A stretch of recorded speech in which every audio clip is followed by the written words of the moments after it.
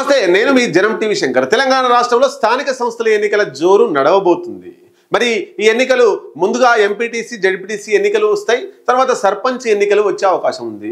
మరి ఈ ఎన్నికల్లో దొంగ ఓట్లు వేయకుండా చేయికి వేలుకు సిరాచుక్కతో మనల్ని గుర్తుపట్టడానికి సిరాచుక్క పెట్టే అవకాశాలు ఉంటాయి.